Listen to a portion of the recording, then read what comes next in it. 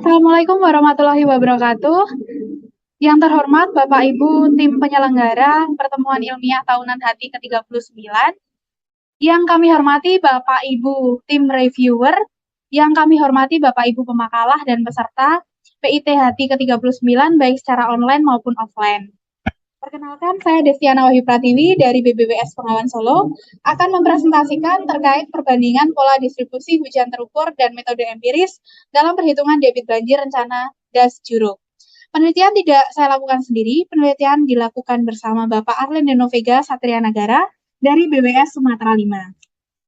Adapun outline yang akan kami sampaikan adalah latar belakang, metodologi studi, hasil studi dan pembahasan, kesimpulan dan saran, dan daftar referensi. Terkait dengan latar belakang, seperti yang kita tahu, banjir merupakan permasalahan yang rutin terjadi setiap tahunnya. Sehingga untuk meminimalisir dampak banjir tersebut, kita perlu adanya infrastruktur pengendalian banjir yang efektif dan efisien. Dalam merencanakan infrastruktur pengendalian banjir yang efektif dan efisien, kita perlu menetapkan debit banjir rencana yang tepat. Berdasarkan SNI tahun 2016 tentang tata cara perhitungan debit banjir rencana dapat dianalisis menggunakan dua cara. Yang pertama adalah menggunakan data debit banjir sesaat maksimum tahunan, dan yang kedua menggunakan transformasi data hujan menjadi data debit dengan hidrograf satuan, baik hidrograf satuan terukur maupun hidrograf satuan sintetis. Hidrograf satuan. Data yang digunakan untuk transformasi merupakan data hujan jam-jaman, sedangkan data yang tersedia di lapangan merupakan data hujan harian. Sehingga kita perlu adanya pola distribusi hujan. Pola distribusi hujan ini kita bisa dapatkan dari data stasiun hujan otomatis untuk mendapatkan pola distribusi hujan terukur, atau apabila tidak ada, kita bisa menggunakan metode empiris, baik Mononobe, ABM, dan lain sebagainya.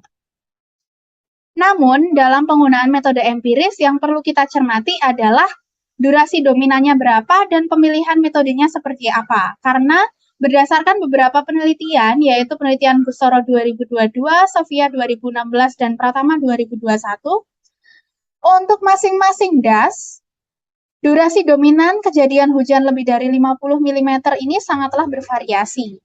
Ada 2 jam, 3 jam, 4 jam, 7 jam, dan lain sebagainya. Terkait pemilihan metode pun juga demikian. Ada penelitian yang menyatakan kalau metode ABM itu lebih baik, ada penelitian yang menyatakan kalau metode Mononobe itu lebih baik, dan ada penelitian yang menyatakan kalau distribusi hujan empiris tidak bisa diterima untuk mengubah hujan harian ke hujan jam-jaman karena ada selisih yang lumayan lebih dari 20%. Sehingga kita perlu melakukan penelitian pola distribusi hujan terukur dan metode empiris dalam penghitungan debit banjir rencana di Das Juruk. Metodologi studi. Adapun studi kita awali dari mencari data TMA jam-jaman stasiun Juruk tahun 2021, data hujan jam-jaman stasiun Juruk tahun 2018 sampai 2021, data hujan harian pengamatan tahun 97 sampai 2021, dan peta DAS. Dari data TMA jam-jaman dan data hujan jam-jaman ini, nanti kita akan mendapatkan hidrograf satuan terukur yang dipilih dari beberapa kasus kejadian. Dari data hujan jam-jaman stasiun Juruk tahun 2018 sampai 2021, kita akan mendapatkan distribusi hujan jam-jaman terukur. Dari data hujan harian pengamatan tahun 97 sampai 2021, kita akan mendapatkan hujan rencana. Dan dari peta DAS kita akan mendapatkan poligon Thiessen dan parameter fisik DAS yang lain. Termasuk di dalamnya ada nilai CN. Kemudian hujan rencana nanti kita akan transformasikan menjadi hujan rencana jam-jaman, baik menggunakan distribusi hujan terukur maupun dengan distribusi hujan empiris. Lalu kita transformasikan lagi ke debit banjir dan hidrograf banjir dengan hidrograf satuan terukur. Dan nanti hasilnya kita bandingkan baik secara visual maupun dengan parameter statistik.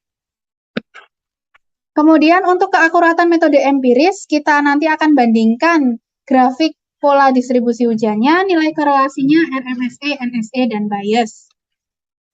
Hasil studi dan pembahasan dari penelitian yang kami lakukan adalah untuk hujan rencana, kami menggunakan distribusi log persen tipe 3 berdasarkan hasil uji Square, dan Smirnov Kolmogorov.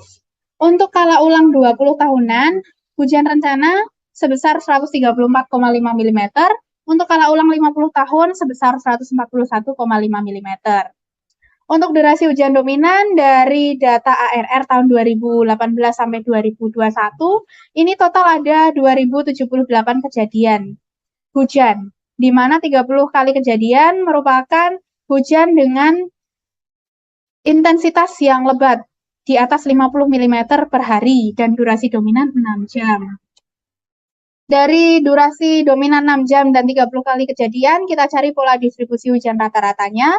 Dan dari distribusi hujan 6 jam, kita bisa tentukan distribusi hujan jam-jaman metode empiris, baik APM dan mononobe. Kemudian nanti pola distribusinya kita bandingkan dan hasil perbandingan didapatkan kesimpulan hasil penelitian sesuai dengan penelitian sebelumnya yang menyatakan distribusi mononobe memiliki kesesuaian yang lebih baik daripada metode APM. Karena kita sudah mendapatkan hujan rencana dan distribusi hujannya, kita cari sekarang hidrograf satuan terukur untuk transformasi nantinya dari hujan rencana menjadi debit rencana.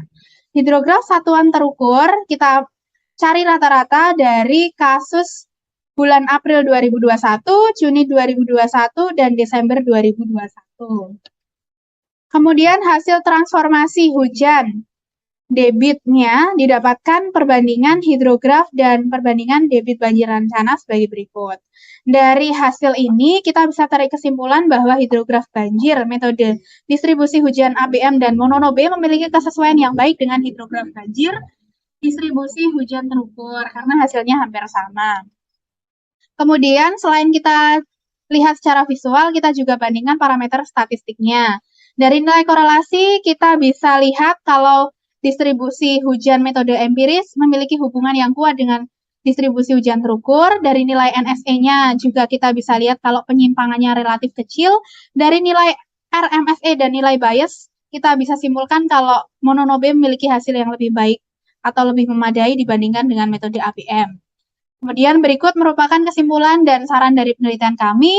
Kami menyarankan untuk penelitian selanjutnya bisa dikembangkan menggunakan data pembanding lain dan terkait dengan pola distribusi hujan akan mendapatkan hasil yang lebih tepat apabila memiliki data jam-jaman dengan periode yang lebih panjang dengan beberapa stasiun hujan.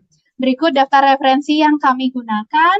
Sekian yang dapat kami sampaikan, kurang lebihnya kami mohon maaf. Terima kasih. Wassalamualaikum warahmatullahi wabarakatuh.